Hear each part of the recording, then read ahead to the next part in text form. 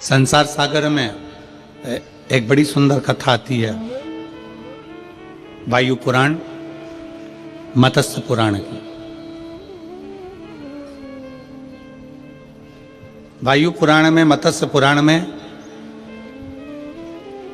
ऋषि नेध्रुव का चरित्र आता है।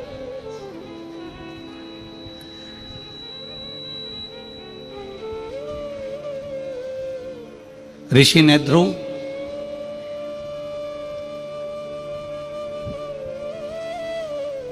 जो भगवान शंकर की आराधना में लीन रहते थे, शिव की भक्ति में लीन है। उनकी धर्मपत्नी का नाम था सुमेधा।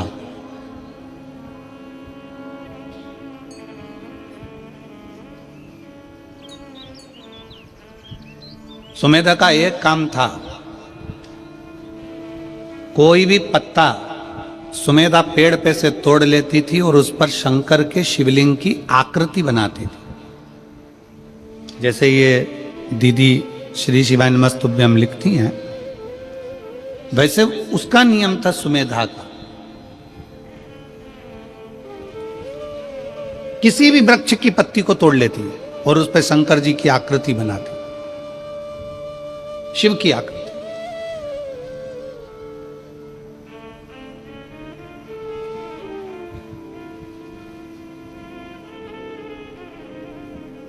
उसने पत्तियां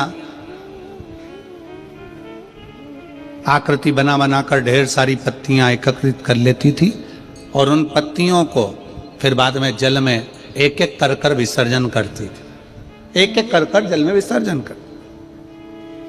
सुमेधा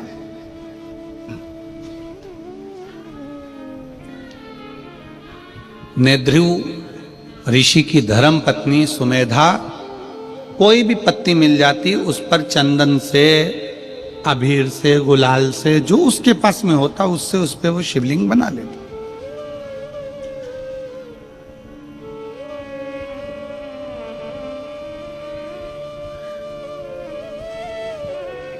एक बार वो कहीं बैठी थी, शिवलिंग की आकृति पत्तियों पर बना रही थी, अपनी मस्ती में बैठी थी। एक विधवा लेडीज, एक बेधव्य महिला स्त्री बहुत दुखी, जिसका नाम था शारदा। वायु पुराण का यह चरित्र है, मत्स्य पुराण में भी इस चरित्र का वर्णन आया है।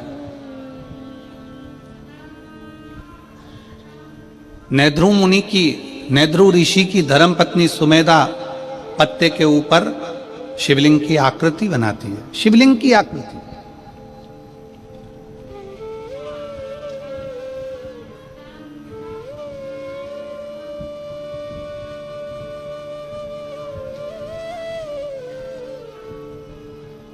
एक वेधव्य स्त्री जिसका पति उसको छोड़कर चले गया, प्राण छूट गए उसके। घर में 4 बच्चे हैं, छोटे छोटे। उन बच्चों का पालन करना है उसको। उसके पास में धन नहीं, उसके पास में वैभव नहीं। पूरे गांव गांव नगर नगर घूम घूम कर काम मांगती है कि मुझे कोई काम मिल जाए, मुझे कोई ऐसा कार्य बता दो जिससे मेरा जीवन कट जाए, अच्छे से निकल जाए। मैं बहुत दुखी हूं। पूरे गांव गांव में घूमने के बाद में वो जहां पर सुमेधा बैठकर शिवलिंग बना रही थी, सुमेधा बैठकर पत्ते के ऊपर शिवलिंग की आकृति बना रही थी, वहां पर जाकर खड़ी हो गई। वहां जाकर खड़ी है।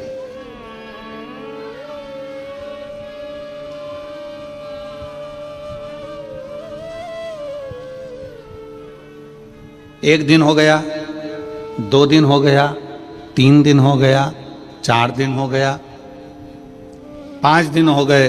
रोज आ जाती शारदा, रोज खड़ी हो जाती। केवल खड़ी हुई शिवलिंग की आकृति बना रही है सुमेधा और उसको देख रही है।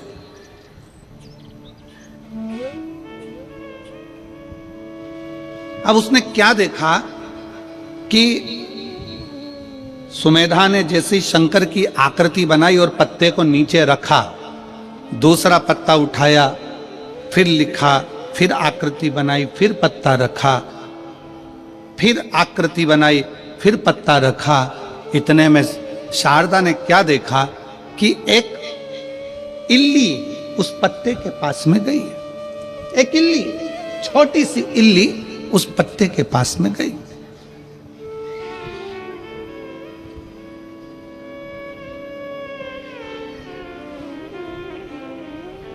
और शारदा देख रही है कि वो इल्ली पत्ते के पास में जाती है और पत्ता उसने धीरे धीरे धीरे धीरे खाना प्रारंभ किया।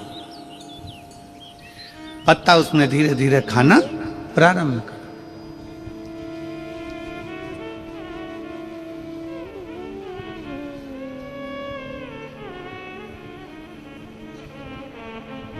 कुछ देर तक शारदा देखती रही। उसने क्या देखा कि पत्ते को जैसे ही इल्ली ने खाना प्रारंभ करा और वो शंकर का जो शिवलिंग सुमेधा ने बनाया था, इल्ली खाते खाते वहां पर पहुंची है। उतनी देर में इल्ली के प्राण छूट जाते हैं और वो एक मनुष्य की आकृति धारण कर कर, कानों में कुंडल, गले में माला पहनकर, सामने से देव योग से बैकुंठ लोक की ओर, इस मृत्यु लोक से जा रही है। एक इल्ली, एक छोटी सी इल्ली पत्ते को खाई और बैकुंठ को जा रही। शारदा को बड़ा आश्चर्य हुआ। मैं जंगल जंगल घूम रही हूं, नगर नगर जा रही हूं, गांव गांव जा रही हूं, सबसे प्रार्थना कर रही हूं, मेरे बच्चे भूखे हैं, भोजन चाहिए, मेरे बच्चों को क्या खिलाऊंगी? पति चले गया, मैं अकेली मेरे बच्चों को कैसे पालूंगी? नेत्रों से नीर बह रहा है। 5 दिन तक उसने लगातार यही लीला देखी।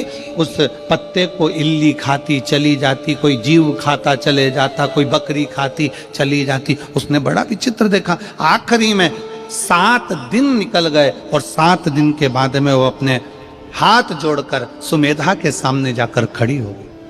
सुमेधा के सामने विनय करने के। सुमेधा से कहा, ए बहन, मेरे को एक बात कहना। सुमेधा ने कहा, तुम कौन हो? मेरा पति चले गया, शांत हो गया, मैं वेधव्य हूं, विधवा हूं। मेरा नाम शारदा है, मेरे 4 बच्चे हैं, भूखे हैं, भोजन नहीं मिलता, जगह जगह जाकर काम करती हूं, कुछ उठा लाती तो अपने बच्चों को खिला दे। बहुत दयनीय स्थिति है मेरी। मैंने देखा है आप पत्ते पर कुछ बनाती हो।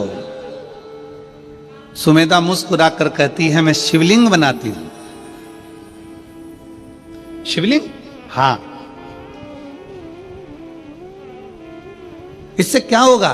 तो कहा, मेरे पति ने, ध्रुव ने मुझे बताया था कि अगर शंकर का शिवलिंग किसी जगह अंकित किया जाता है तो वह अंकित किया गया शिवलिंग भी हमें तेज बल और तप प्रदान करता।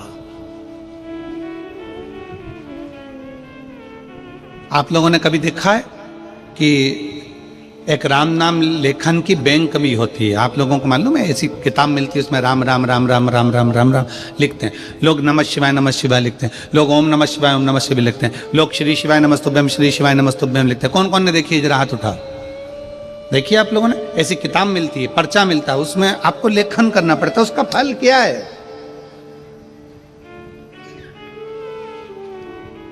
भारत की भूमि पर कई लोग राम नाम लेखन करते हैं। भारत की भूमि पर कई लोग शिव नाम लेखन करते हैं। भारत की भूमि पर कई लोग भगवान शंकर का नाम, भगवान राम का नाम, भगवान कृष्ण का नाम लेखन करते हैं। उसका फल क्या? तो कहा, उस लेखन का फल यह है कि आप अगर जंगल में जाकर, वन में जाकर कहीं तप साधना नहीं कर सकते, क्योंकि तप साधना करने के लिए भी एकाग्रता चाहिए और लिखने के लिए भी एकाग्रता की जरूरत होती है। अगर आप कहीं वन में जाकर तप साधना नहीं कर सकते तो एक कॉपी पर आप भगवान का जब नाम लिखते हैं तो आपका दिल और दिमाग एकाग्र हो जाता है, भगवान की चरणारविंद में चला जाता है। वो तप के बराबर है, वो साधना के बराबर। भारत की भूमि पर जितने लोग राम नाम लिखते हैं, लेखन करते हैं, कृष्ण नाम लिखते हैं, लेखन करते हैं, शिव नाम लिखते हैं, लेखन करते हैं, नमः शिवाय लिखते हैं, लेखन करते हैं, शंकर का मंत्र लिखते हैं, लेखन करते हैं, उन सब के चरणों को नमन करता हूं। क्योंकि आप भले वन में जाकर तप नहीं कर सकते, साधना नहीं कर सकते, पर लेखन करने में चित्त मन एकाग्र हो जाता है। फिर भगवान उसको तप साधना में गिन लेते हैं, क्योंकि इसने अपने मन को कंट्रोल कर लिया, अपनी इंद्रियों को कंट्रोल कर लिया। साधना करिए इसने।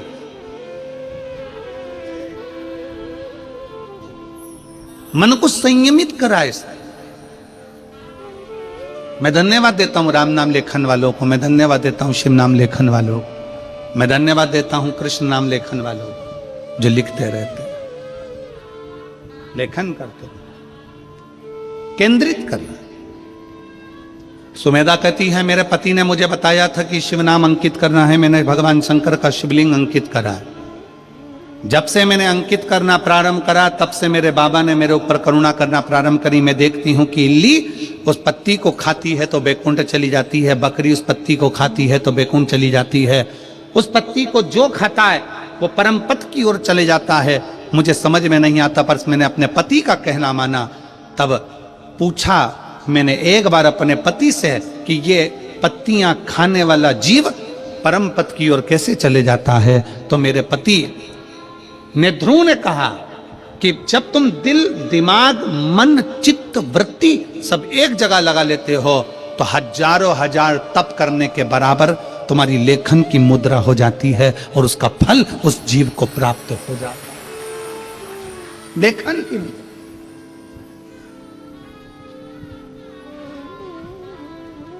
उसका फल प्राप्त हो जाता है। शारदा ने कहा मैं बड़ी दुखी हूं, मैं क्या करूं? सुमेधा ने कहा कि मैं नहीं बता सकती, पर मेरे पति ने ध्रुव के पास तुम जाओ, उससे विनय करो, वो तुम्हें जरूर मार्ग बताएगा। उसने मुझे मार्ग बताया है तो तुम्हें भी बताएगा। जाओ तुम जाकर बात करो। शारदा भगवान का नाम जपती जपती ने ध्रुव के पास पहुंच गई। ने ध्रुव बैठे तप साधना में थे। उन्होंने तुरंत पूछा, मां तुम कैसे आई? दीदी, जीजी, बेटी तुम कैसे आई? एक संत, एक साधु, सन्यासी, तपस्वी, साधक, उपासक, पक्का शिव भक्त, पक्का भगवान का उपासक, संत, साधु, सन्यासी, तपस्वी, तप करने वाला, साधना करने वाला, कोई संत, कोई महात्मा, कोई भी होगा ना, स्त्री को मां कहकर संबोधित करता है। क्योंकि उसके सामने भले युवान स्त्री भी खड़ी होती है ना, तो वो साधु हमेशा उसको मां ही कहता है। कोई बेटी खड़ी है ना, तो उसको बेटी कहकर पुकारता है। पर उसके नाम से कभी संत साधु किसी स्त्री को नाम से नहीं पुकारता, उसको मां संबोधन देगा। भगवान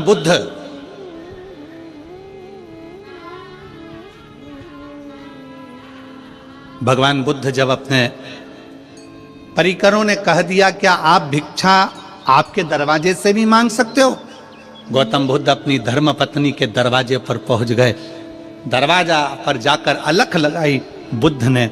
गौतम बुद्ध ने जब अलख लगाई, कहा मां भिक्षाम देहि, भिक्षाम देहि। गौतम बुद्ध जी की धर्म पत्नी निकलकर बाहर आ गई, अपने पति को देखती है और कहती है तुम मुझे मां कह रहे हो?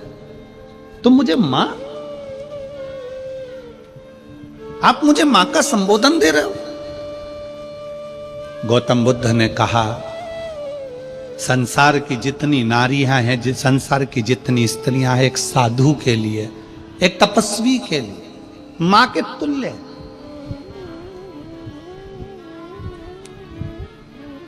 वो माता के तुल्य है, मां के तुल्य है। और तुम मेरी माता हो।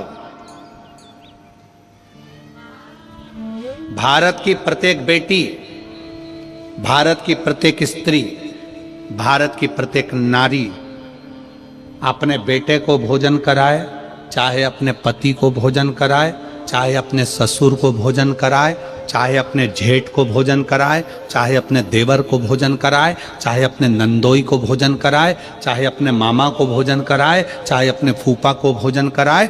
जिस समय पर घर की स्त्री भोजन परोसती है, जिस समय पर घर की स्त्री भोजन बनाती है, चाहे वे बेटी हो, चाहे वो बहू हो, चाहे वो माँ हो, घर की स्त्री जब भोजन बनाती है, भोजन परोसती है, उस समय पर वो पत्नी नहीं रहती है, उस समय पर वो एक माँ का स्वरूप हो जाती है, अन्नपूर्णा का स्वरूप हो जाती है।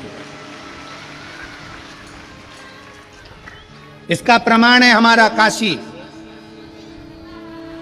इसका प्रमाण है हमारी काशी की भूमि, जहां पर भगवान शंकर को पूरे विश्व का भरण पोषण करना है, पूरे विश्व का पेट भरना है, तो वह अपनी धर्म पत्नी पार्वती से भिक्षा मांग कर कहते हैं, मां अन्नपूर्णा, हे मां अन्नपूर्णा, अन्न दीजिए। पार्वती जी आश्चर्य में पड़ गई, तुम मुझे मां कह रहे हो? शिव, मैं आपकी अर्धांगिनी हूं, आप आज्ञा करो ना। शंकर कहते हैं, मां अन्नपूर्णा भिक्षा दीजिए। अन्नपूर्णे सदा पूर्णे शंकर प्राण वल्लभे, हे मां कृपा करिए, आप हमको भिक्षा दीजिए। पार्वती जी कहती हैं, मैं तुम्हारी अर्धांगिनी हूं, मैं तुम्हारी पत्नी, और तुम मुझे मां कहकर संबोधित कर रहे हो? मां?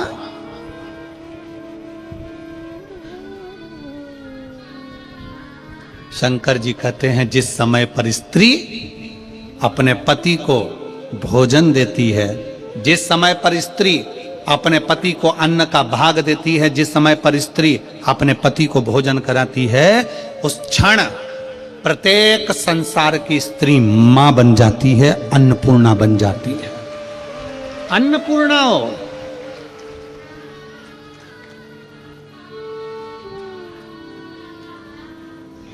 माता भिक्षाम देई, भिक्षा दीजिए।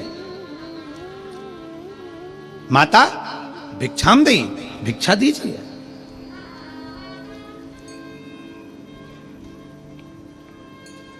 संसार में जितने संत हैं, जितने साधु हैं, जितने सन्यासी, जितने तपस्वी, जितने साधक, जितने उपासक, कभी नाम लेकर नहीं बोलेंगे। दीदी कर कर बोलेंगे, जीजी कर कर बोलेंगे, बेटी कर कर बोलेंगे, मां कर कर बोलेंगे। माता का संबोधन दे देंगे, अम्मा, मां का संबोधन, आई, संबोधन कर कर बोलेंगे। संत की श्रेष्ठता इसी में, संत की श्रेष्ठता सबसे ज्यादा इसी में है कि वो संबोधन जब दे तो एक नारी को माता का संबोधन दे। कितना सुंदर कहा है। एक बेटा अपनी मां के साथ रोज प्रवचन में जाता था, और प्रवचन में मां संत से कहती थी, बाबा मुझे आपको अकेले में मिलना है। संत अकेले में नहीं मिलता।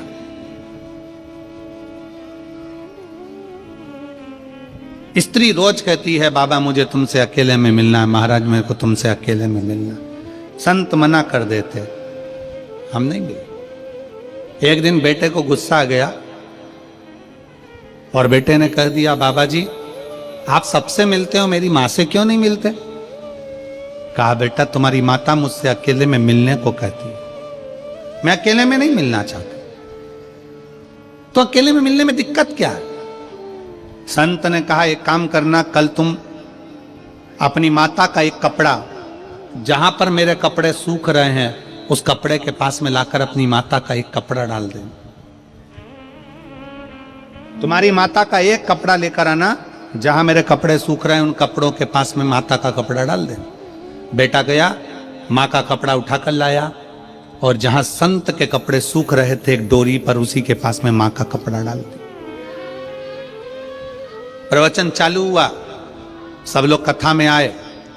एक का ध्यान चले गया संत के कपड़े पर, उसने दूसरे को कोनी मारकर कहा कि संत के कपड़े के पास में स्त्री का कपड़ा। दूसरे ने तीसरी से कहा, संत के कपड़े के पास में स्त्री का कपड़ा। तीसरे ने चौथे से कहा, पूरे नगर में बात फैल गई कि ये महाराज अच्छा नहीं है, स्त्री का कपड़ा इसके कपड़े के पास में है, मतलब इसका संग स्त्री के साथ है। सब कथा छोड़ छोड़ कर चले गए। अकेले महाराज वो बच्चे को जाता हुआ देखा तो महाराज ने बुलाकर कहा, देख बेटा, तेरी माँ का केवल एक कपड़ा मेरे कपड़े के पास में आया तो लोगों की दृष्टि बदल गई। अगर तेरी माँ से मैं अकेले में मिल लेता तो लोगों के विचार बदल जाते। संत, साधु, सन्यासी, तपस्वी, साधक, उपासक, जितने बड़े बड़े तपस्वी होते हैं, ये स्त्री से दूरी बनाकर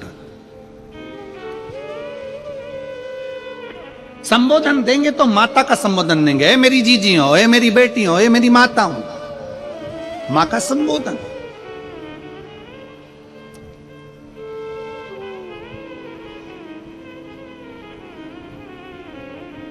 संबोधन दिया जाता है तो मातृत्व भाव।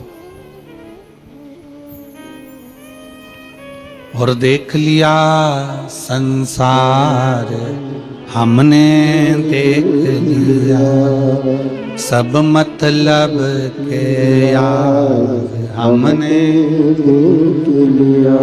झूठे नाते झूठे रिश्ते, झूठे नाते झूठे रिश्ते, अरे झूठा है संसार हमने देख लिया, सब मतलब के यार हमने देख लिया।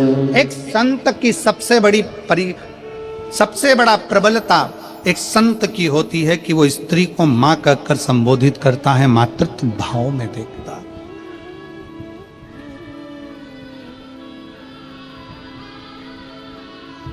एक संत की सबसे बड़ी प्रबलता होती है वो भोजन को बहुत अधिक मात्रा में नहीं पाता, त्याग की भावना होना चाहिए। त्याग की भावना। उपास करते हो आप लोग? कोई सा भी उपास करते हो? कभी महीने, 4 महीने, 6 महीने, 1 साल में कोई सा उपास रखते होगे? अरे हाथ तो हिलाओ जरा, सही है, रखते हो सब लोग? रखो जरा। खाते ही खाते हो कि भूखे भी रहते हो? जम के बोलो जरा। थोड़ा भूखे रहते हो।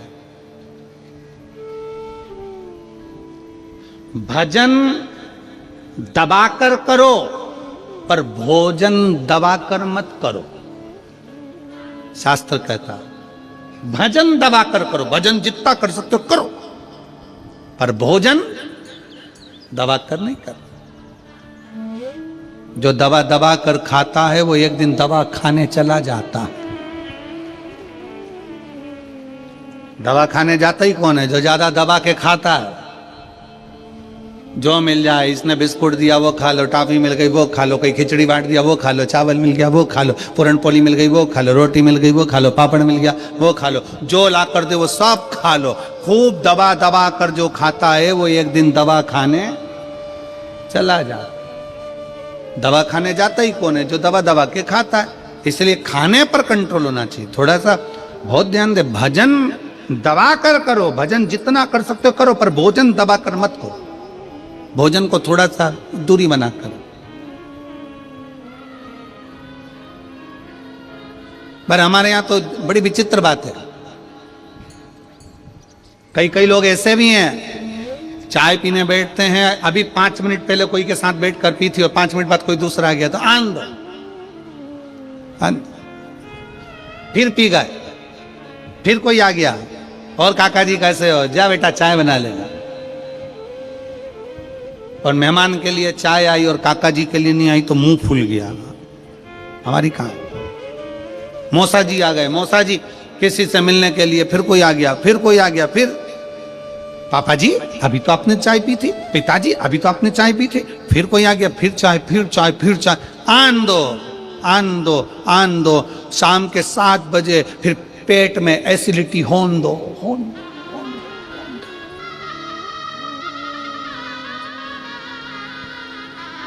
अब पिताजी शाम को यहां से वहां, वहां से वहां, ना जाने। बहू पूछ रही है, पापा क्या हुआ?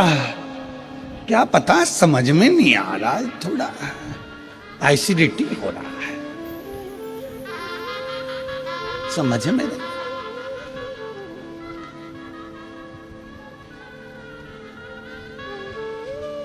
2 बजे रात तक अच्छे से सोया, 2 बजे के बाद फिर जाग गया।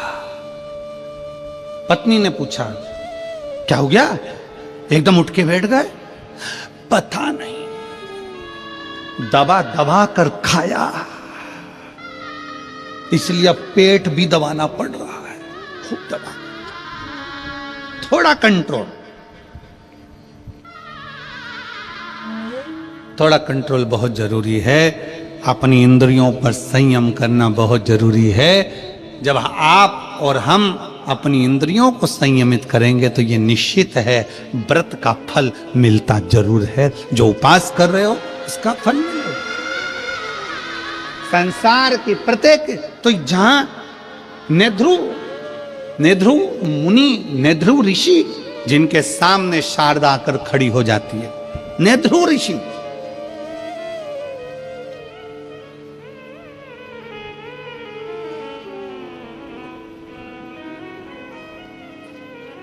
नेध्रु ऋषि के सामने शारदा आकर खड़ी हो गई और शारदा ने कहा, बाबा जी, गुरुवर, मैं बहुत दुखी हूं, मेरे जीवन में ये संकट आ गया, मैं विधव्य हो गई, पति चले गया, बच्चे हैं, अब मैं करूं तो करूं क्या?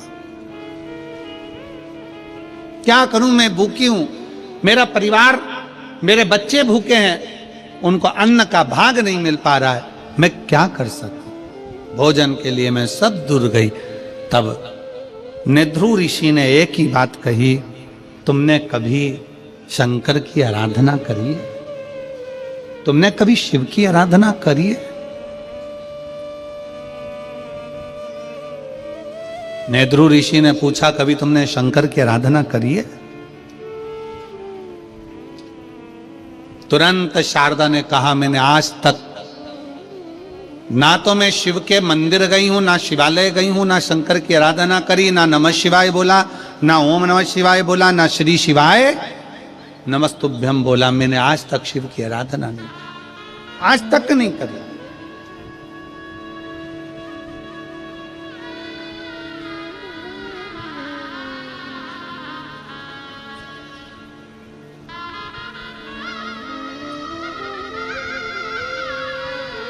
क्या तुम्हें किसी ने बताया नहीं?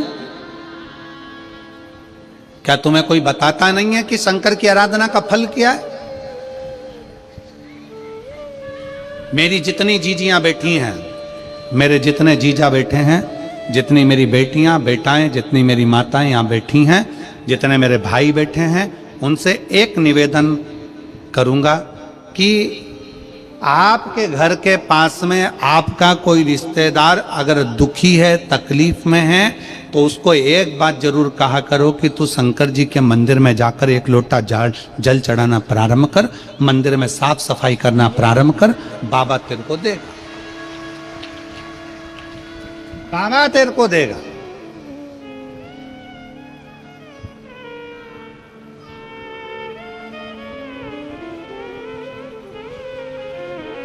जाओ, घर के लोगों से कहो कि मंदिर जाएं।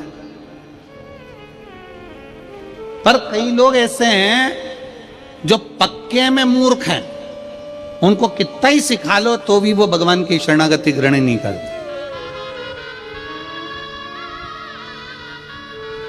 और इनको अगर कोई फालतू का व्यक्ति मिल जाए और फालतू की बात कर देना तो ये बड़े सुखी होते हैं। फालतू की बात, अच्छी बात इनको नहीं सुहा।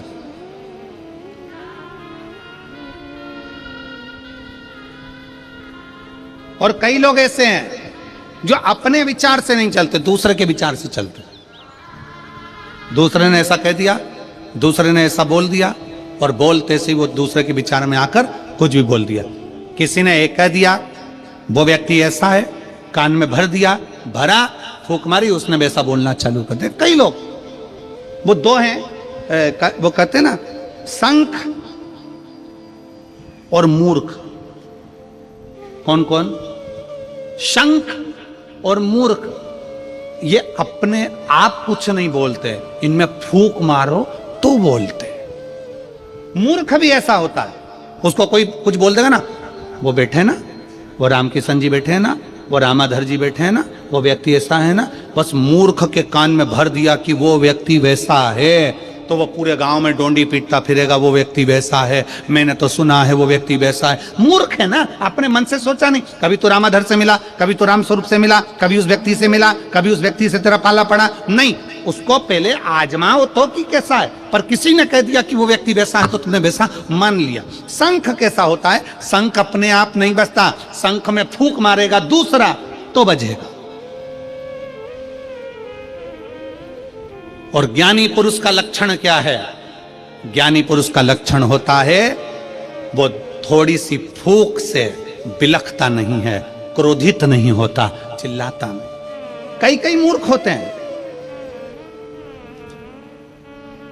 पत्नी ऑफिस में जा रही है, ड्यूटी जा रही है, काम कर रही है, नौकरी कर रही है, घर में बच्चों को संभाल रही है, भोजन करा रही है, और कई पतियों को कोई दोस्त ऐसे मिल जाते हैं फूंक मारने वाले, जो ये फूंक मार देते हैं, भैया हमने तो देखा था कि वो वहां पर बैठी हुई थी, हमने देखा था वो वहां बैठा हुआ था, फूंक मार दी।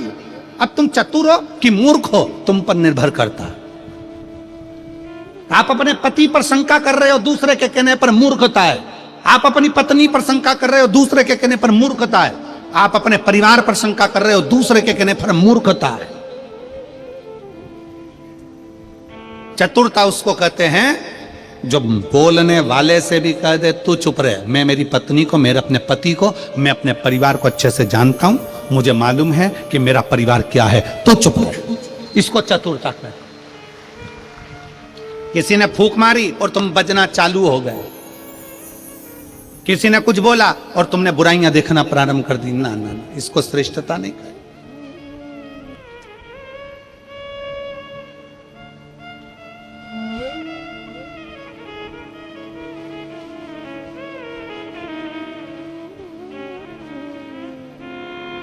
इसको श्रेष्ठता नहीं कही। पहले के जमाने में आज के जमाने में बहुत अंतर है। पहले के लोग कहते थे मैं तुम्हारे लिए जान दे दूं, जान बोलो तो सही। आज का जमाना ऐसा है कि अगर वक्त पड़े तो मैं तुम्हारी जान ले लूं, दूं तो नहीं।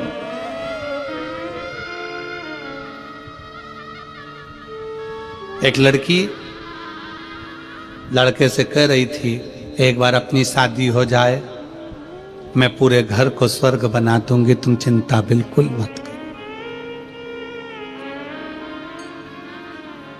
गार्डन में बैठ के बोल रही थी, आवाज कानों में गई तो पलट के देखा कि ये घर को स्वर्ग बनाएगी और घर में रहने वालों को स्वर्गवासी स्वर्ग।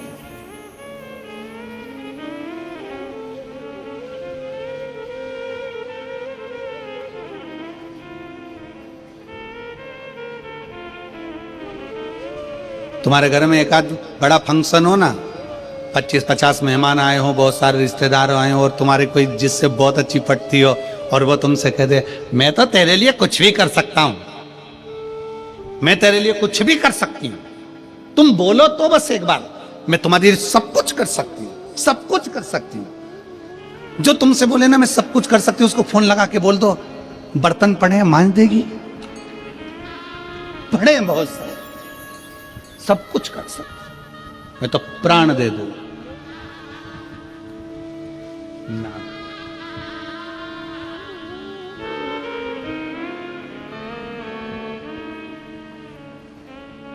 और मेरे गिरधर शिव तत्व में, भगवान की भक्ति में, एक आनंदता में, मीराबाई कहती है भगवान कृष्ण से कि हे मेरे गिरधर, हे मेरे गोपाला, हे मेरे कृष्ण, मैं तेरे लिए अपना सर्वस्व बार देती हूं। भगवान कृष्ण ने परीक्षा ले ली, मीराबाई की, जहर का प्याला भेज दिया जहर का प्याला भेजा तो भगवान को लगा सही में सर्वस्व बांट सकती है, तब भगवान कृष्ण उसकी साक्षी में प्रकट हो जाते हैं। थोड़ा परीक्षा मेरा भगवान लेता है, मेरा कृष्ण लेता है, मेरा राम लेता है, मेरा शिव लेता है, उस परीक्षा को लेता है, थोड़ा समय लगता है। क्या तुम्हें किसी ने बताया नहीं कि शंकर की आराधना करने का फल क्या होता है? नेध्रु ऋषि शारदा से कहते हैं, क्या तुम्हें कोई बोला नहीं? शारदा ने कहा, मेरे परिवार वालों ने कहा था कि जब दुख की घड़ी आए तो शिव को याद करना, शंकर को याद करना। शिव, तो क्या तुमने शिव को याद नहीं किया? क्या तुमने शंकर को याद नहीं किया? किया। मैं थोड़े दिन भगवान के मंदिर गई, थोड़े दिन मैंने भगवान का भजन किया, थोड़े दिन में भगवान के मंदिर गई, फिर मैंने मंदिर जाना छोड़ दिया। क्यों? भगवान ने मेरा सुना ही नहीं। नेध्रु ऋषि ने एक बात कही, जितने शिव भक्त यहां कथा सुन रहे हैं, जितने शिव भक्त यहां पर बैठे हुए हैं और जितने शिव भक्त आस्था चैनल पर कथा सुन रहे हैं, फेसबुक यूट्यूब पर कथा सुन रहे हैं, बड़े ध्यान से सुनना। नेध्रु ऋषि ने पूछा, तुम्हें तुम्हारे रिश्तेदारों ने कहा था कि शंकर के मंदिर जाओ, तो तुम गई थी? हाँ गई थी। कितने दिन? थोड़े से दिन। फिर क्यों नहीं गई? मेरा मन नहीं लगा। क्यों? भगवान ने मेरी बात नहीं मानी, इसलिए मैंने मंदिर जाना छोड़ दिया। मैं मंदिर जाना छोड़ दी, मैं कथा जाना छोड़ दी, मैं भजन करना छोड़ दी। क्यों? भगवान ने मेरी सुनी नहीं। नेध्रु ऋषि ने कहा, ओ मेरी मां, बच्चा गर्भ में रहता है तो कितने महीने रहता है? जम के बोलो जरा, कितने महीने? 9 महीने।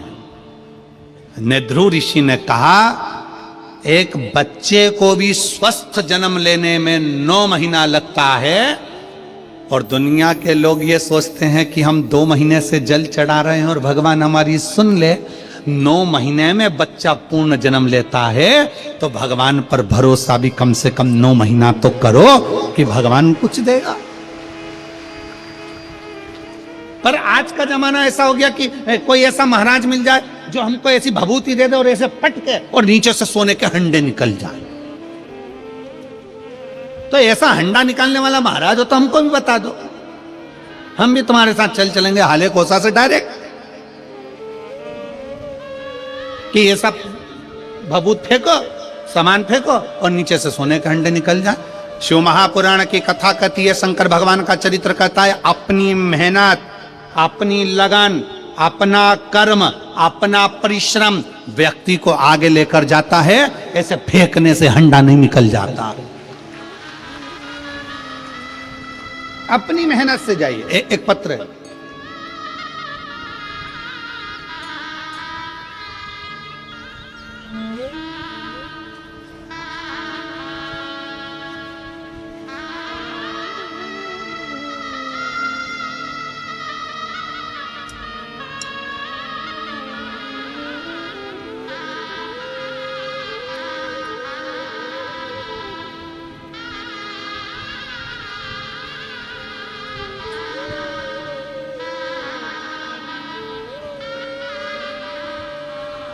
मेरा नाम युगेश्वरी साहू है, मेरे पति का नाम कैलाश साहू है। मैं ग्राम मारगांव, डोंगर गांव, जिला राजनांदगांव, छत्तीसगढ़ की रहने वासी हूँ। कहीं बैठी हो तो हाथ हिला सकती हूँ। आ जाइए, एक बेलपत्र ले जाना, आ जाइए। मेरी शादी 2003 में हुई, तब मैं अपने गांव शिव मंदिर जाती थी। मंदिर सुना पड़ा रहता था गुरुदेव। आज मैं आपको धन्यवाद देती हूं कि सारे सुने मंदिरों में आज भीड़ लगी है। ये शिव की कृपा है, शंकर की उदारता। गुरुदेव, 2018 में मेरे शरीर में गांठ हो गई। तब मैंने सुना था कि पंडाल में बैठकर कथा का रसतत्व ग्रहण किया जाए तो बाबा सब हल निकालता। हमने पहली कथा हाले कोसा की पुराण कथा पंडाल में सुनी, और 2018 से जो गठान थी वो गल नहीं रही थी। डॉक्टर ऑपरेशन का बोल रहे थे। बाबा की कृपा से शिव पर जल चढ़ाकर जल पीना प्रारंभ करा। आज मैं बाबा को धन्यवाद देने के लिए इस हाले कोसा की भूमि पर आई हूँ, क्योंकि इसी भूमि पर मैं पहली बार कथा सुनकर गई थी। बाबा की कृपा से मेरी गठान पूरी गल चुकी है। मैं बाबा को यहां धन्यवाद देने के लिए। शिव तत्व है, एक पत्र और है।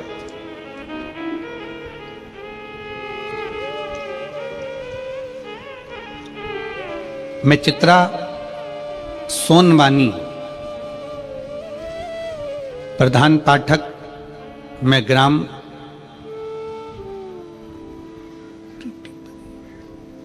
जरा पढ़ के सुनाओ रे। और ईड बरी पुरैडी बरी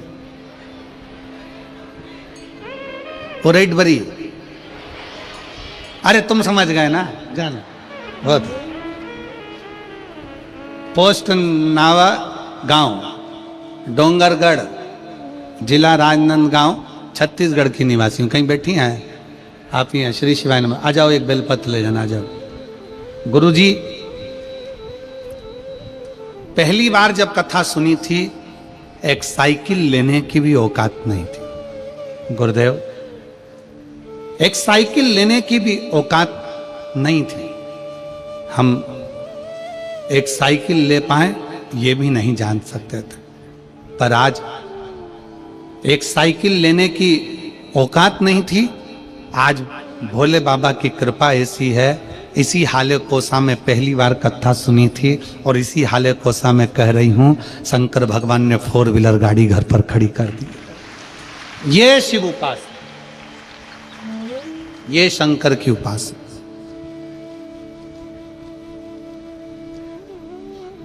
एक लाइन अच्छी लिखी है कि भोलेनाथ दया करना, मैं तेरे भरोसे, मेरे बाबा दया करना, मैं तेरे भरोसे, ना घर के भरोसे हूँ, ना परिवार के भरोसे हूँ, ना घर के भरोसे हूँ, ना परिवार के भरोसे हूँ, मेरे बाबा दया करना, मैं तेरे भरोसे, भोले बाबा दया करना, मैं तेरे भरोसे। हम उसके आश्रित हो।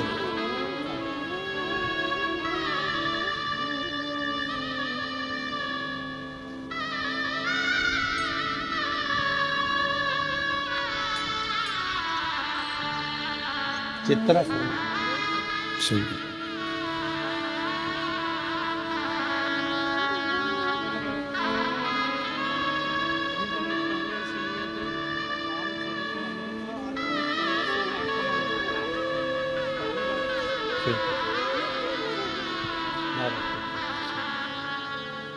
शिव तत्व है शंकर। सोनवानी जी कह रहे हैं, हम यहाँ पहली बार हाले कोसा जब आए थे, दिनेश साहू जी कथा कराए थे।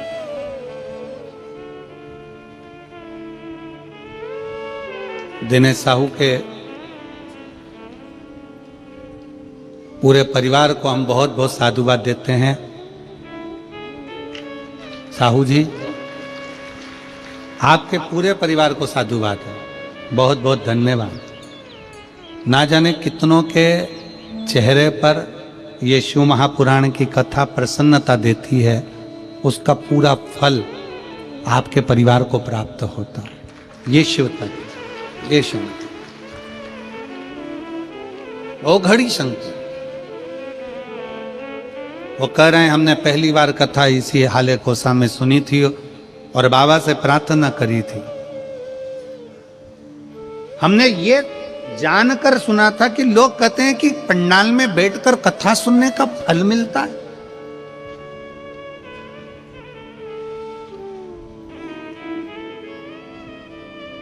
और फिर वही वाली बात आ गई। देखिए, नेध्रु ऋषि ने शारदा से कहा, कितने दिन तुमने जल चढ़ाया, कितने दिन तुमने शंकर की आराधना की?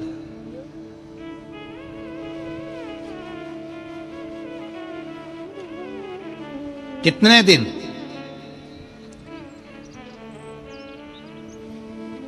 कितने दिन तुमने शिव की आराधना की? कितने दिन तुमने जल चढ़ाया? शारदा कहती है, मैं तो थोड़े से 8, 10, 12 दिन गई, फिर मेरा मन नहीं लगा, भगवान मेरी सुनी ही नहीं। नेध्रु ऋषि ने कहा, गर्भ में जो बच्चा होता है वो भी 9 महीना लेता है, तब जन्म लेता है। कोई बच्चा जल्दी जन्म ले लेता है तो वो बीमार पड़ा रहता है, फिर वो ठीक होने में समय ले लेता है। इसलिए अगर भगवान, तुम जल चढ़ा रही हो, रोज मंदिर जा रही हो, रोज कथा में जा रही हो, कथा श्रवण कर रहे हो, और अगर भगवान तुम्हारी अर्जी, भगवान तुम्हारा पत्र, भगवान तुम्हारी बात नहीं सुन रहा, थोड़ा समय लग रहा है, भगवान तुम्हारा दुख नहीं काट रहा, थोड़ा समय लग रहा है, तो चिंता मत करना, जरूर मेरा बाबा तुम्हें स्वस्थ कुछ ना कुछ देना चाहता है जो अच्छा हो। जल्दी में दे देगा, जल्दी दे दिया और बाद में तकलीफ आ गई तो क्या मतलब। इसलिए थोड़ा रुक कर, आपका काम है मंदिर जाना, आपका काम है भगवान का भजन करना, आपका काम है भगवान का कीर्तन करना, आपका काम है भगवती स्मरण में डूबना, जाते रहो।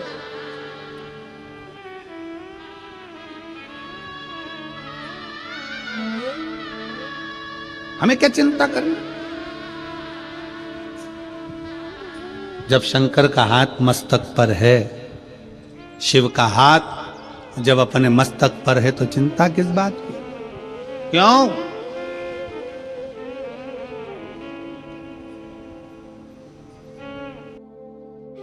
शिव की कथा कर रही है, भगवान शंकर का चरित्र कर रहा है। नेध्रु ऋषि शारदा से कहते हैं, शारदा, क्या तुम्हें किसी ने बताया नहीं कि शंकर के दरवाजे पर जाने पर दुख कटता है, दुख समाप्त होता है? शारदा कहती है कि मुझे बताया तो था, पर मैं गई भी पर थोड़े दिन।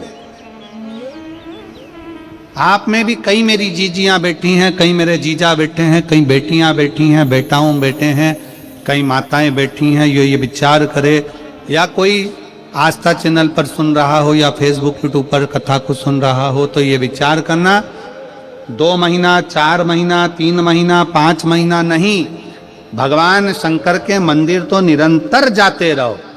हो सकता है उसने तुम्हारे लिए कुछ अच्छा सोच कर रखा होगा और भंडार दिल से भरना होगा, उसके ऊपर निर्भर।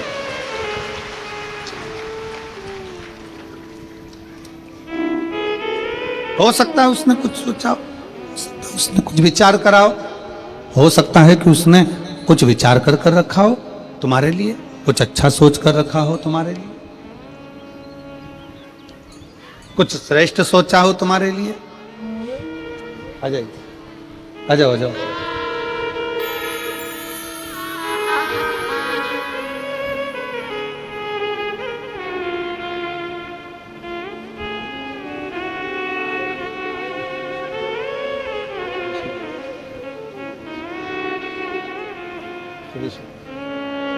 शिव, बस बस। शिव तत्व की प्राप्ति का केंद्र बिंदु है शंकर की उपासना।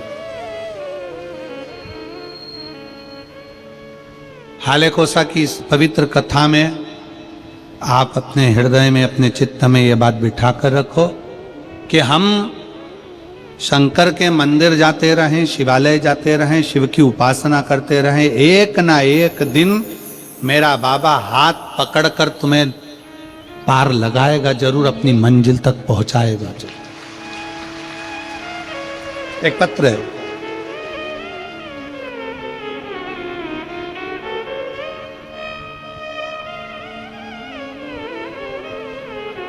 मैं देवकी बाई सिन्हा, ग्राम मोहरा मुड़िया, चलो पढ़ो, तुम लोग पढ़ो, मुड़िया ही है, हाँ ठीक है, मुड़िया डोंगरगढ़ से आई हूँ। कहीं बैठी हो तो हाथ हिला सकती हैं, आप ही हैं, आ जाओ, एक बेलपत्र ले जाना चाहिए। मैं देवकी बाई सिन्हा, ग्राम मोहरा मुड़िया डोंगरगढ़ से आई हूँ। मैं आपकी कथा रसपान गंडई में की थी। पशुपति नाथ का व्रत प्रारंभ करा था और मैंने अपने बेटे के लिए और मेरे पति ने अपने पुत्र के लिए शंकर के मंदिर में खूब झाड़ू पोछा किया। एक लोटा जल के बारे में सुनाना चाहती हूं गुरुदेव। 2024 में मेरे पशुपति व्रत उठाया। मेरे पति हर रोज शिवालय में जाकर साफ सफाई करते, शिवालय में जाते सफाई करते, साफ सफाई में लग गया।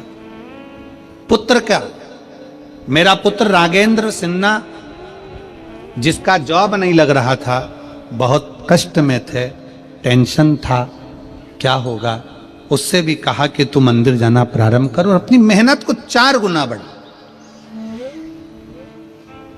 अपना परिश्रम कभी कम मत करो। जितनी पढ़ाई करते हो उससे 4 गुना पढ़ाई को ज्यादा बढ़ाओ। विद्याध्ययन करते हो उससे ज्यादा विद्याध्ययन करो। रात दिन एक कर दो और फिर बाबा को एक बेलपत्र चढ़ाकर शहद लगाकर शिव को समर्पित कर अपने लक्ष्य की ओर जाओ, फल मिलेगा जरूर। मेरा बेटा राघवेंद्र सिन्हा कहता है, गुरुदेव, मेरा बेटा बोलता है, क्या बेलपत्री पर शहद लगाने से क्या सफलता मिल सकती है? मैंने अपने बेटे से कहा, तेरे पिताजी मंदिर में झाड़ू पोछा कर रहे हैं, मैं व्रत कर रही हूं, तू भी मेहनत कर। और आज मैं बाबा को प्रार्थना कर जब कथा श्रवण कर गई गंडई की, और कथा में बाबा से प्रार्थना कर पंडाल में बैठकर बोल कर गई, तब मेरे बाबा ने 28 नवंबर 2024 को मेरे बेटे रविंद्र सिन्हा को नायब तहसीलदार के पद पर नियुक्त कर दिया। मैं बाबा को यहाँ धन्यवाद देने के लिए, आज मेरा बेटा रविंद्र सिन्हा बाबा की कृपा से नायब तहसीलदार बन गया है। मैं शिव को प्रणाम करने के लिए यहाँ आई, भगवान को धन्यवाद दूं। एक शिव भक्ति किसको कहते हैं, एक शिव की उपासना किसको कहते हैं, शिव आराधना किसको?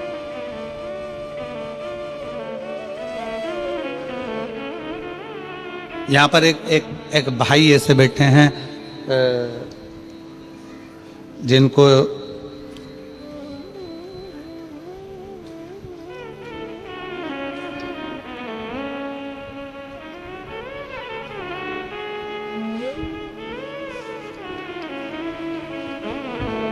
मनोहर लाल साहू,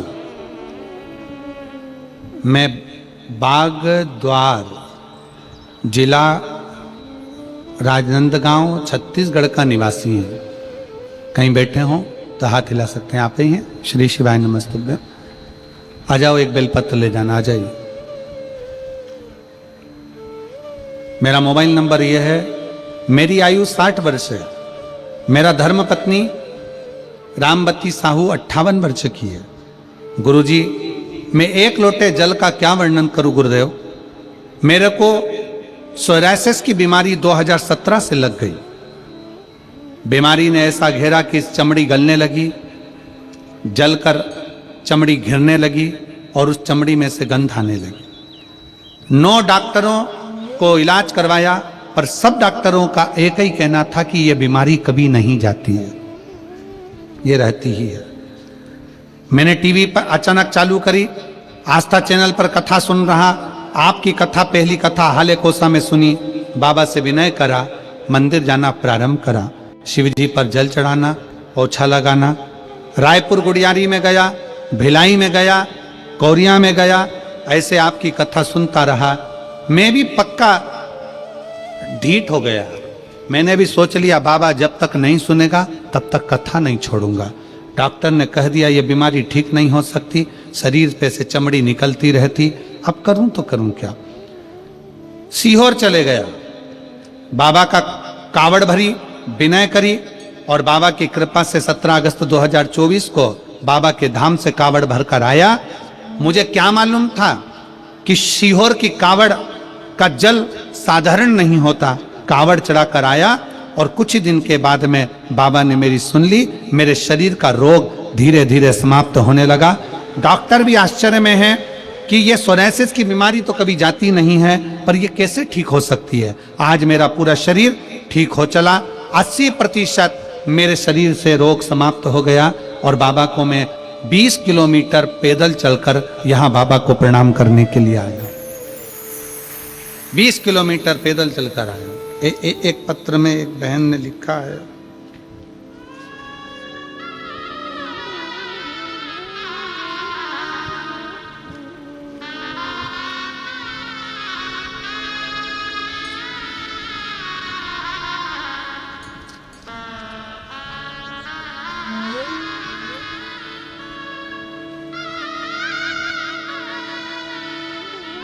बंधु साहू, जीरा टोला के निवासी हूं, मानपुर मोहल्ला। कहीं बैठे हो तो हाथ हिला सकते हैं। जिनके पिताजी 63 किलोमीटर दूर से पैदल चलकर यहां कथा सुनने के लिए आए हैं। 63 किलोमीटर दूर से। अगर कहीं बैठे हो तो आप एक बेलपत्र लेने के लिए आ सकते हो।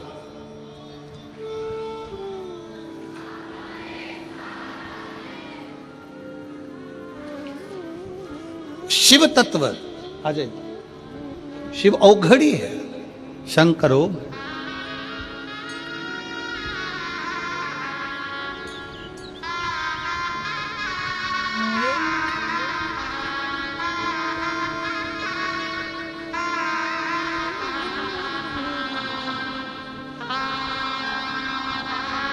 एक बार जोरदार ताली बजाओ। बेटा नायब तहसीलदार बना है।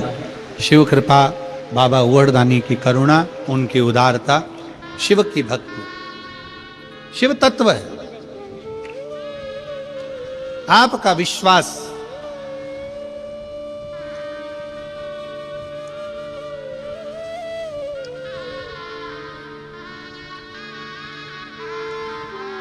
आपका भरोसा, आपकी दृढ़ता शिव तत्व की ओर है।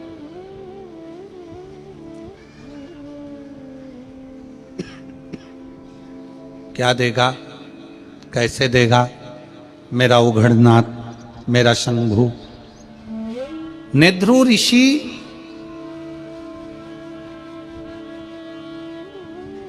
शारदा से कह रहे हैं, आ जाइए। शारदा से कह,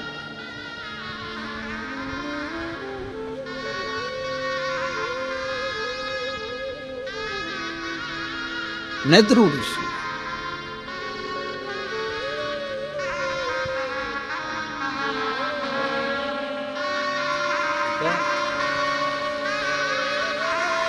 पैदल चलकर आए हैं। एक बार जोरदार ताली बजाएं। और सोरायसिस बीमारी ने घेर लिया था, पर शिव की भक्ति पीछा नहीं छोड़ा इन्होंने। 5 पंडाल कथा सुनी और बाबा ने 5वां पंडाल पूरा हुआ और पूरी बीमारी को समाप्त कर दिया। ये शिव तत्व, ये शंकर क्या नहीं देगा शिव। शारदा, क्या तुम शिव की आराधना नहीं करती हो? करती हूं। छोड़ दिया था। आपकी और हमारी भी आदत है। आप और हम सब एक जैसे। भगवान ना सुने तो मंदिर जाना छोड़ देते।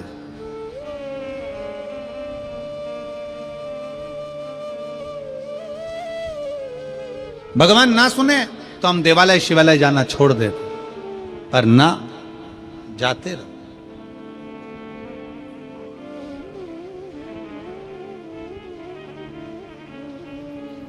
जाते रहो, शिव तत्व श्रवण करते रहो। आप राम जी का भजन कर रहे हो तो भी ये मानकर चलो कि आप शंकर का ही भजन कर रहे हो, आप कृष्ण का भजन कर रहे हो तो भी ये मानकर चलो कि आप शिव का भजन कर रहे हो, आप शिव का भजन कर रहे हो तो भी ये मान के चलो कि आप राम का भजन कर रहे हो, आप शंकर का भजन कर रहे हो तो भी मानो कि आप कृष्ण का भजन कर रहे हो।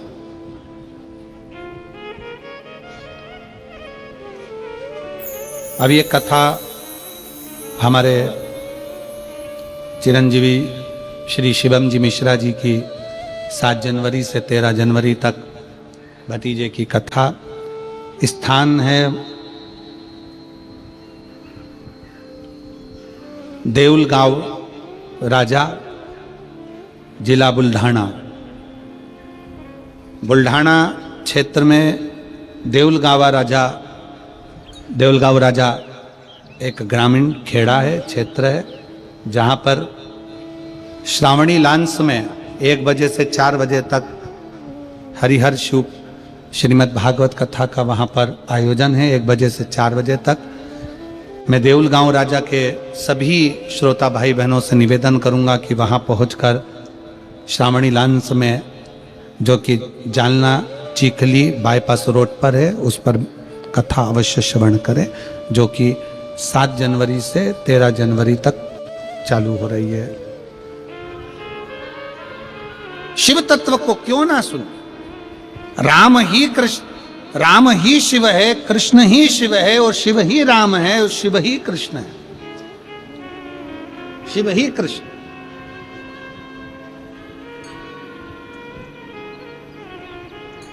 जब हम भगवान शंकर की अविरल भक्ति को धारण करते हैं, जब हम शिव की अविरल भक्ति को धारण करते हैं, तो शिव हमारे करीब में होता है। हमारे पल पल, हमारे हर क्षण में शंकर हमारे साथ होता है। एक पत्र है,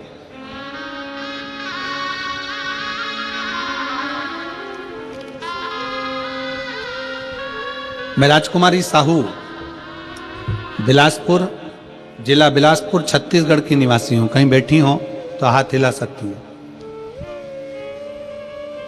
श्री शिवानी आप ही हैं ऐसा? वापिस हाथ हिला दो एक बार।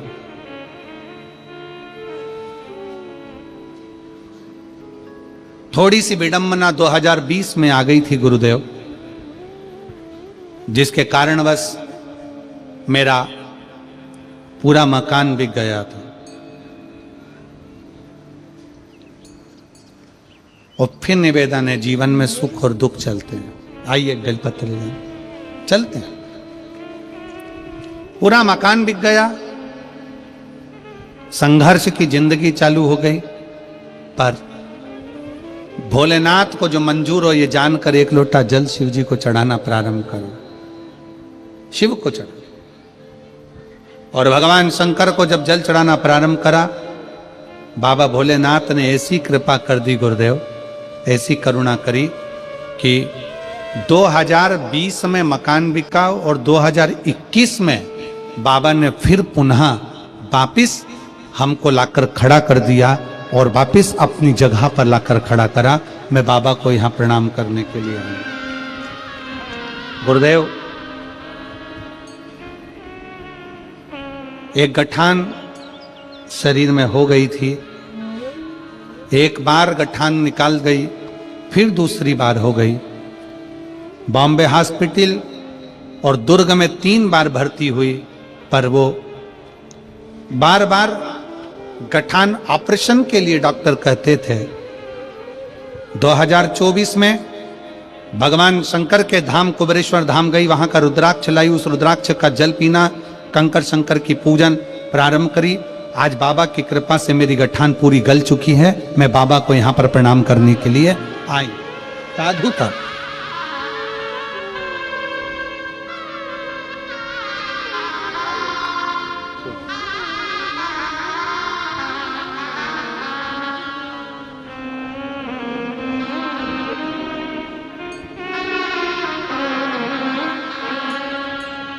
शिव तत्व, भगवान शंकर की करुणा, भगवान शंकर की उदारता, शिव तत्व इसी को कहते हैं। आपकी अविरल भक्ति, आपका विश्वास। शारदा, तुम एक काम करो, शिव की आराधना करो। क्या करूं मैं, क्या कर सकती हूं मैं, क्या करूं मैं? शिव की आराधना। और कर्पूर घोरम करुणावतारम संसार सारम भुजगेन्द्र सदा हृदयारविंदे भवं। शिव की आराधना करो।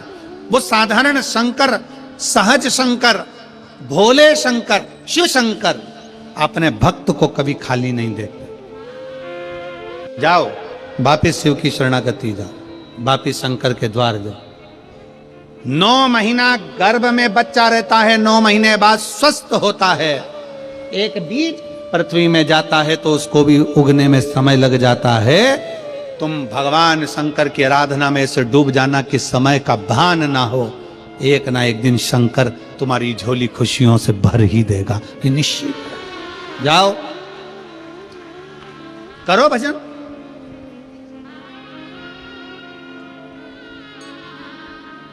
एक पत्र है,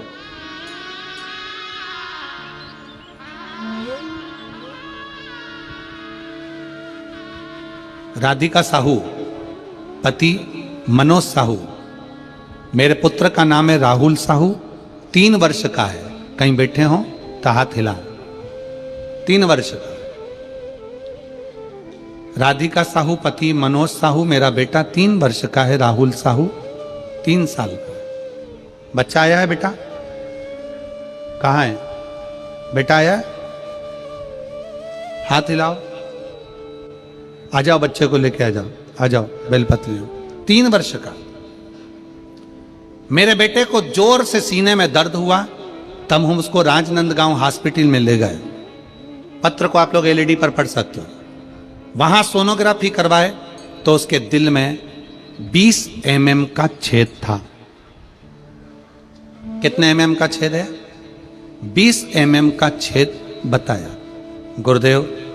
फिर बोल दिए कि हम बच्चा नहीं पाएंगे, मतलब ये बच्चा हम नहीं पाएंगे, मतलब ये बच्चा रह नहीं सकता। हम लोग घबरा गए, फिर घर आ गए। तब शिवलिंग का जल पिलाना शुरू किया। फिर भिलाई में आपकी कथा हो रही थी। 7वें दिन कथा में गए और कथा पूरा सुना। उसके बाद वहां की मिट्टी मेरे बेटे के छाती में लगाई, बाबा से प्रार्थना करी, कार्यकर्ताओं से बोला एक बेलपत्री हमको लाकर दे दो। कार्यकर्ता ने एक बेलपत्र लाकर दी, बेटे को उसी पंडाल में खिलाई गुरुदेव। उसके बाद फिर भिलाई के डॉक्टर के पास गए तो फिर से सोनोग्राफी कराई तो रिपोर्ट नॉर्मल आई और छेद नहीं था। हम बाबा को यहां धन्यवाद देने के लिए आए। ये शिव तत्व है। आज मेरा बेटा पूर्ण तरह से ठीक हो गया गुरुदेव। मेरे 3 साल के बेटे को लेकर मैं बाबा को प्रणाम करने के लिए आई और लुटा दिया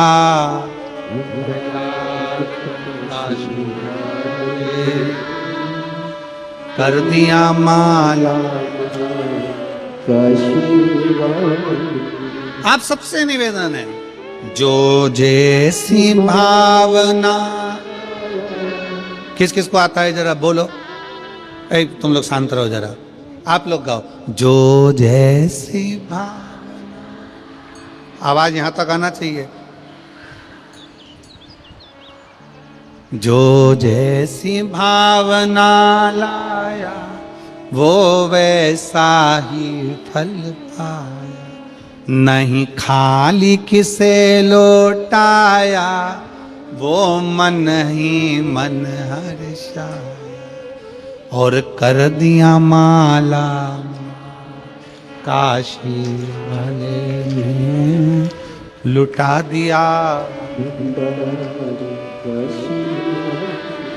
लोग कहते हैं शिव महापुराण के पंडाल में क्या मिलता है? यह पत्र ले जाओ और इस बहन से पूछो जिसको डॉक्टर ने कह दिया हो कि हृदय में 20 mm का छेद है, ये बच्चा ठीक नहीं है।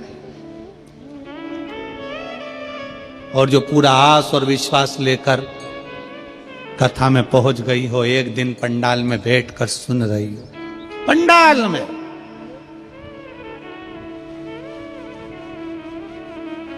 हम आपसे भी निवेदन करेंगे, कथा सुनने के लिए अगर आओ ना, तो जब तक कथा की आरती ना हो जाए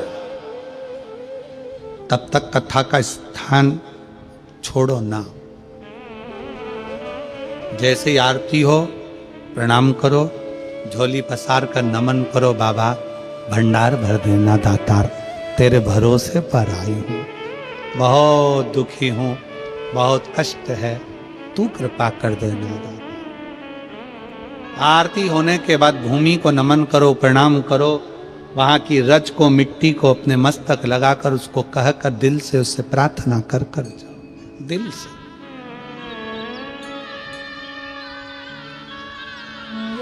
लाखों शिव भक्त एक साथ बैठकर जब श्री शिवाय नमस्तुभ्यम कहते हैं, उनके पांव की रज जब यहां गिरती है, वो मिट्टी साधारण नहीं होती, वो भगवान की कृपा आनंद सुख दे, सहज नहीं है।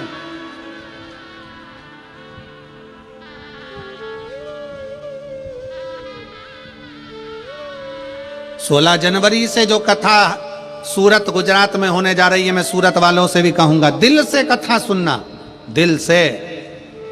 1 बजे से 4 बजे तक सूरत की कथा 16 तारीख से होगी, उसको हृदय से श्रवण करना, सुनो, बाबा से विनय करो, विनती।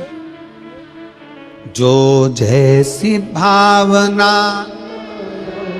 वो वैसा, नहीं खाली उसे लौटाया वो मन ही, और कर दिया माला काशी, लुटा दिया भंडार काशी। आप जिस कामना से आए हो, जिस भाव से आए, जिस विचार से आए, जिस सोच से आए, नेत्रु ऋषि कह रहे हैं, शारदा वापिस जा शंकर के शिवालय, वापिस शंकर के शिवालय जा। और ये मत सोचना कि 1 महीने जाना है, 2 महीने जाना, 3 महीने जाना, 4 महीने जाना, 6 महीने जाना, 8 महीने जाना, जाती रहे, शिव के दरवाजे जाते रहो। आपसे भी निवेदन है, ये मत सोचना कि शिव महापुराण की कथा में 1 बार, 2 बार, 3 बार, 5 बार, 7 बार, ना ना, जाते रहो। तेरे मंदिर में आना मेरा काम है और मेरी बिगड़ी बनाना तेरा काम है, मैं आते रहूं, उसकी चौखट पर जाते रहो।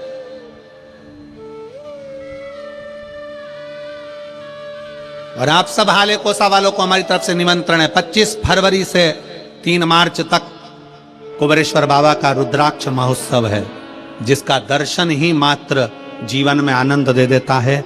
ऐसे रुद्राक्ष महोत्सव के लिए सीहोर अवश्य पधारें, आप सबको निमंत्रण, पधारो बाबा के उस आनंदमय लीला का दर्शन करने। शिव तत्व हो, कहा जाओ। शारदा ने मंदिर में जाकर शंकर जी के मंदिर में जल चढ़ाना प्रारंभ करा। जैसे ही जल चढ़ाना प्रारंभ करा तो लोग शब्दों पर शब्द कहना प्रारंभ कर दी। थोड़ा ध्यान रखिएगा,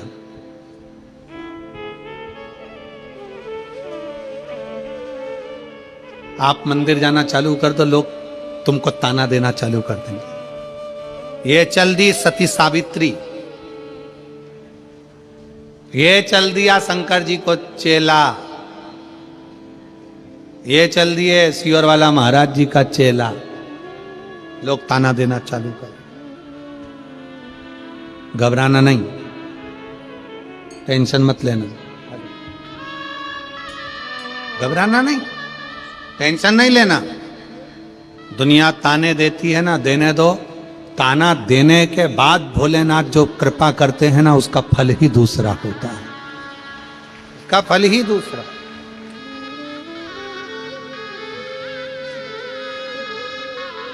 शंभो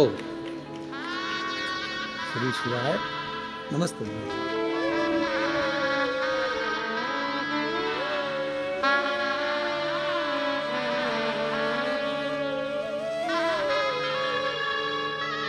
तीन साल का बाबू है, हृदय में 20 mm का छेद हो गया था।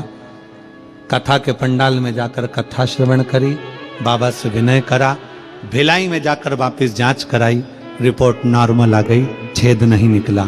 ये शिव कर हर हर महादेव। हेलो शंभू लो।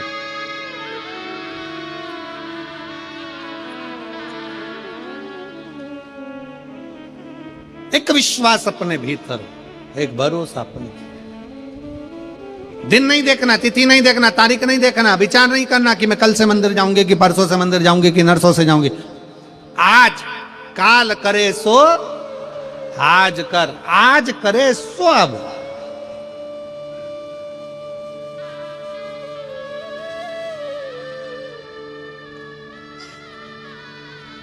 रोज जा शिव जी के लिए प्रतिदिन। शारदा ने कहा कि लोग ताने देने लगे, अब शब्द करने लगे। दुनिया की रीति है, फिल्म देखने जाओगे कोई ताने नहीं देगा,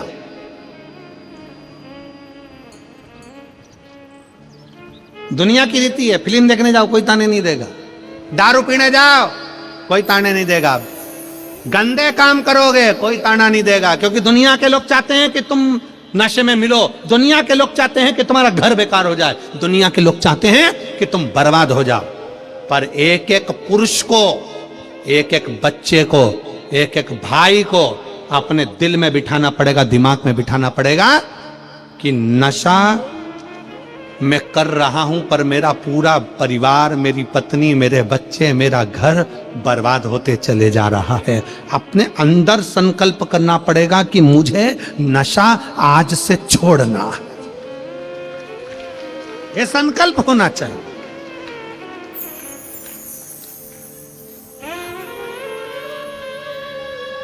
आपकी नगरी में कोई सदगुरु आए ना, आपकी नगरी में कोई गुरु अगर आपके नगर में आ जाए तो गुरु को जब विदा करा करो ना, उससे पहले अपना एक अवगुण भी साथ में छोड़ दिया करो। एक अवगुण छोड़ दो कि मैं आज से ये नशा नहीं करूंगा, आज से मैं गलत काम नहीं करूंगा, आज से मैंने गुटखा छोड़ा, ये गुटखे के कारण कैंसर हो रहा है, ये गुटखे के कारण गठान हो रही है, कहीं मैं ये चीज खा लेता हूं तो पथरी हो रही है, ये हो रहा है, वो छोड़ो, गलत काम छोड़ दो।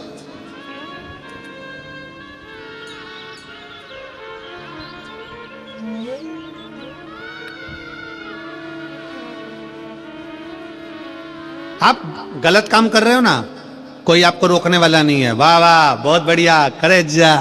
क्योंकि दुनिया चाहती है कि तुम बर्बाद हो जाओ, दुनिया चाहती है कि तुम नष्ट हो जाओ। रोती रोती शारदा ने ध्रुव ऋषि के पास वापिस आ गई। गुरुदेव, मैंने मंदिर जाना चालू करा, शिव की पूजन करना चालू करी, शंकर की आराधना करना चालू करी, और लोग ताना देने लगे, अपशब्द करने लगे, आड़ा टेढ़ा करने लगे। मेरे को लोग, मैं विधवा हूं, बेधव्य हूं, लोग ताना देते हैं, अपशब्द करते हैं, आड़ा टेढ़ा करते हैं।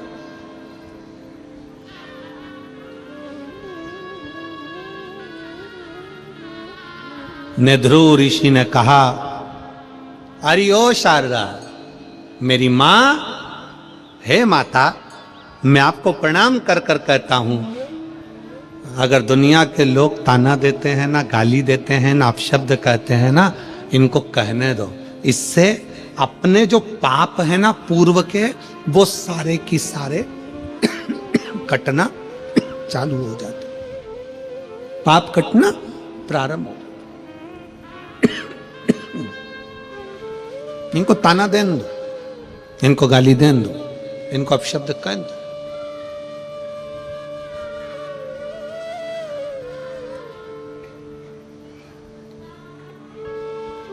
कई लोग कहते हैं गुरुजी हमारे रिश्तेदार हमको बहुत गाली देते हैं, हमको अपशब्द कहते हैं। हमने कहा भगवान की कृपा है, तुमको गाली पड़ रही है, ये करुणा है, दया है, पढ़ने दो। आग लगे बस्ती में, जम के बोलो जरा, अपन रहो मस्त में, क्या किसको रोइए, चादर तान के सोइए। कोई गाली बके बकने दो,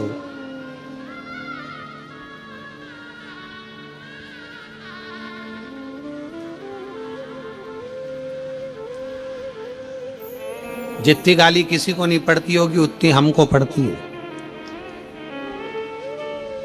और माइक पकड़ पकड़ के लोग अपशब्द कहते हैं।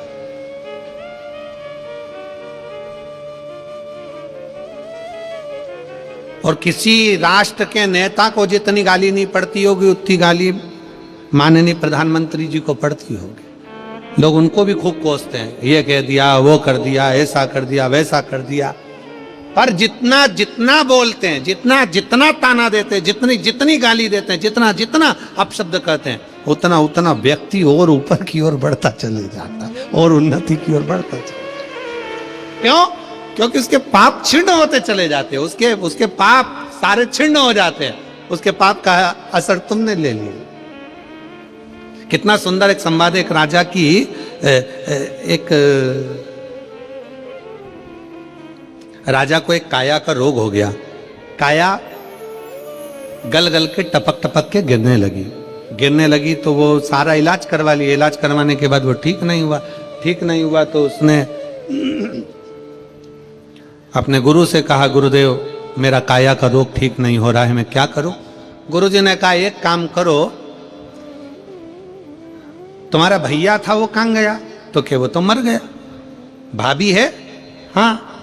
एक काम करो, भाभी जिस कमरे में सोती है ना, उस कमरे के बाहर चुपचाप से जाना और दरी बिछा के रजाई ओढ़ के सो जाना। गुरुजी केवल इतना करने से मेरा रोग मिट जाएगा? हाँ मिट जाएगा, जा सो। अब राजा को लगा कैसा गुरु है, हर कोई सा उपाय बता देता है, हर कोई सा उपाय कि भाभी के कमरे के बाहर जाके सो जाना, तेरा रोग ठीक हो जाएगा। हर कोई सा उपाय बता देता है। जरूर श्योर वाले का पहचान वाला होगा, वो भी हर कोई सा उपाय बता देता है। जा सो जा, भाभी के कमरे के बाहर दरी बिछाना और सो जाना, रोग मिट जाएगा। सो गया। एक दिन सोया, 2 दिन सोया, 3 दिन सोया, 4 दिन सोया। एक द्वारपाल ने देख लिया, ये रोज रात को राजा जाता है भाभी के कमरे में सोता है। भाई मर गया और ये भाभी के कमरे में जाकर सोता है। पूरे नगर में सूचना हो गई, नगर के लोग गालियां देने लगे, ऐसा खोड़ला राजा जो भाई मर गया और भाभी के कमरे के अंदर जाकर सोता है। उसको मालूम तो था नहीं कि कमरे के बाहर सोता था, लोगों ने तो कह दिया कमरे के अंदर सोता। खूब गालियां दी। राजा का शरीर धीरे धीरे ठीक हो गया, पूरा शरीर ठीक हुआ। राजा गुरुजी को प्रणाम करने गया, गुरुदेव आज मेरा शरीर पूरा ठीक हो गया गुरुदेव, पर समझ में नहीं आया गुरुदेव, बड़े बड़े डॉक्टरों को दिखाया तो ठीक नहीं हुआ, भाभी के कमरे के बाहर सोने से कैसे ठीक हो गया, समझ नहीं आया। गुरुजी ने कहा, राजन तेरे पाप इतने बढ़ गए थे कि तेरे शरीर से टपक टपक कर गिर रहे थे, इसलिए तुझे कमरे के बाहर सुलाया।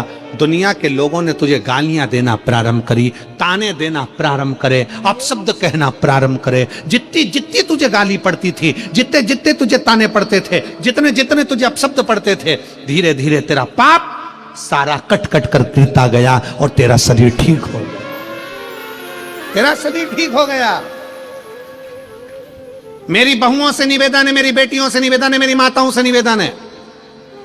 कई बहुएं कहती है मेरी सास दिन भर गाली बकती है, कई बहुएं कहती है मेरी सास मुझे ताना देती है, गाली देती है। तुम बड़े खुश होना, सास को 4 साड़ी ज्यादा दिलाना कि कम से कम तुम्हारी सास गाली तो देती है। वो गाली जितनी देगी तो उतनी ब्यूटीफुल होती चली जाएगी, उतनी सुंदर, उतनी आनंदमय।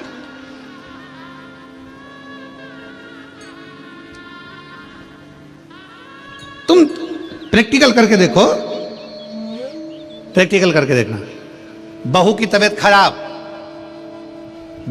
खराब और सास ने बोलना चालू करा, ये तो नाटक करती है, नौटंकी है, इसके घर से सीख के आई है, ये करा, और सास ने ताना देना चालू करा। तुम देखना बहू जो बिस्तर पे पड़ी थी उसको धीरे धीरे एनर्जी आएगी, धीरे धीरे एनर्जी आएगी। अभी वो बीमार थी, थोड़ी देर में बोल तो जरा, पावर आ गया, एनर्जी।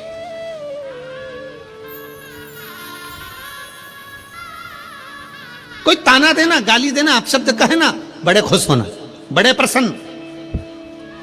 बाबा को धन्यवाद देना, तुम्हारी कृपा से आज मुझे गालियां पड़ रही है, अच्छी बात है, कोई बात नहीं।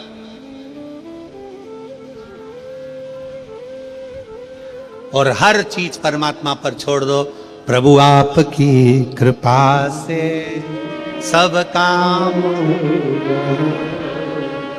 करते हो भोले बाबा, मेरा नाम करते हो भोले बाबा, मेरा नाम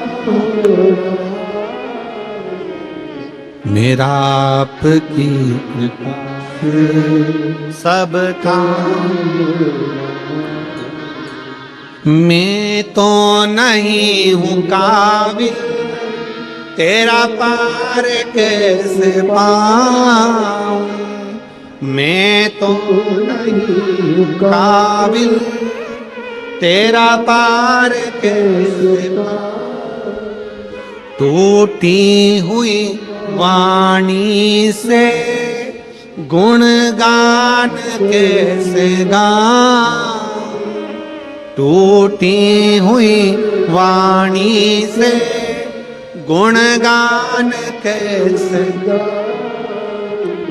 और करता नहीं मैं कुछ भी, सरेआम हो रहा,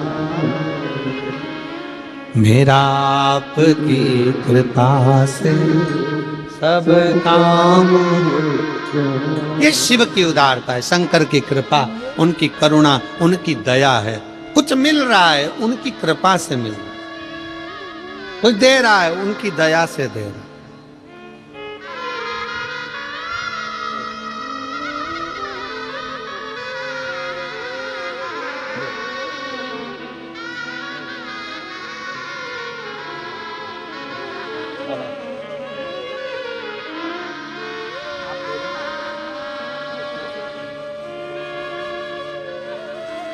शरीर में कष्ट है, हाथ और पांव से ज़्यादा चल नहीं सकते, फिर भी 63 किलोमीटर से पैदल चलकर बाबा से प्रार्थना करने के लिए आए। और बेटी, छोटी बेटी 20 किलोमीटर से पैदल चलकर आई है। शिव कृपा, एक उसकी उदारता। शारदा कह रही है कि मुझे अपशब्द कर रहे हैं, नेध्रू ऋषि कह रहे हैं देने दे ताना। बाबा सुनेगा, थोड़े दिन तक ताना सुनना, जल चढ़ाना, शिव की आराधना करना। और शारदा ने प्रारंभ किया आराधना। अब दुनिया के लोग कुछ भी कहें, शारदा अपनी भक्ति में लग गई। ऐसी भक्ति करी कि अब शारदा को कहीं जाने की जरूरत नहीं पड़ी। एक साहूकार निकल कर जा रहा था, निकलते निकलते उसको प्यास लगी, बेटा मुझे पानी पिला दे। शारदा ने कहा, ये जल तो मैं शंकर जी के लिए लेकर जा रही हूं बाबा, बेटा बहुत प्यास लगी है। शारदा ने जल लेकर साहूकार को पिला दिया। साहूकार ने मरते मरते अपनी पूरी वसीयत, पूरा धन उस शारदा के नाम कर दिया।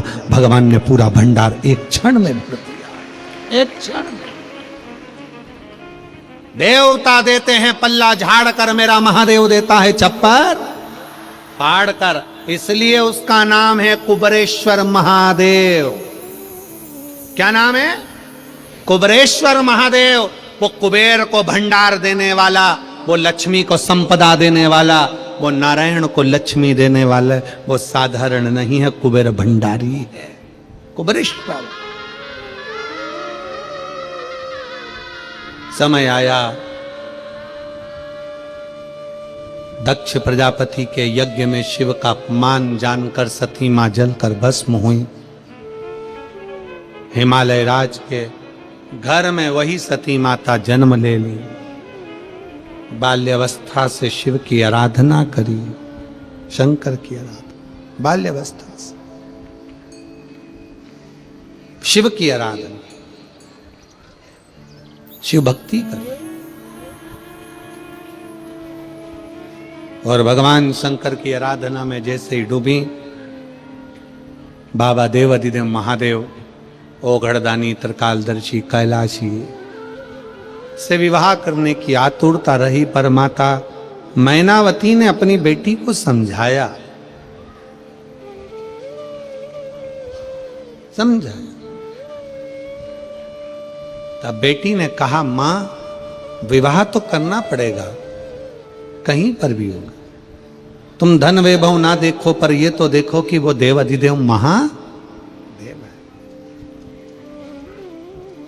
एक बार माता पार्वती जी ने अपने पिताजी से कहा, क्या बेटी पराया धन होती है?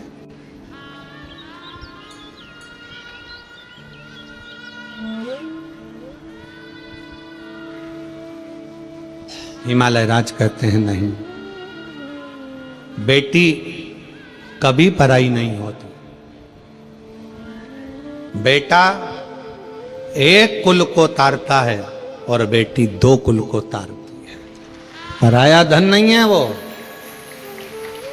श्रेष्ठ श्रेष्ठ। और कैसो अमीर साहूकारो म्हारा बाबुल, बेटी धरी ना जाए।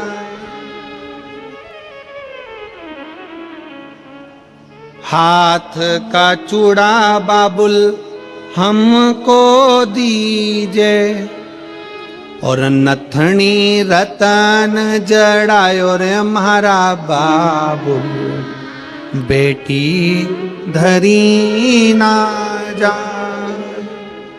कैसो अमीर साहूकारो म्हारा बाबुल, बेटी धरी ना जाए। कान का कुंडल बाबुल हमको दीजे, और बैंदा रतन जड़ायो रे म्हारा बाबुल, बेटी धरी ना जाए।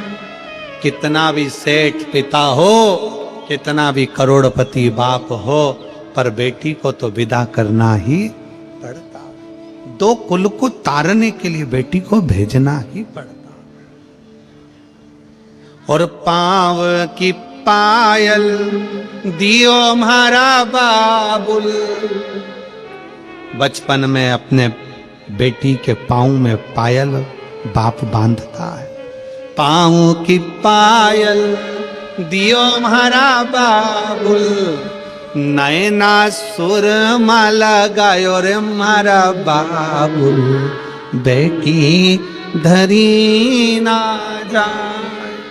कैसो अमीर साहूकारो म्हारा बाबुल, बेटी धरी ना जाए। हिमालय राज पार्वती जी का मंगल विवाह शिव जी के साथ कर रहे हैं। पार्वती जी दुल्हन बनी हैं, शिव दूल्हा बने हैं, बड़े आनंद के साथ पधार रहे हैं। जोरदार ताली बजाकर स्वागत वंदन अभिनंदन करेंगे। भगवान शंकर जी के गले में माता पार्वती जी जयमाला पहना रही हैं। जोरदार ताली बजाकर स्वागत करें। हार हार महा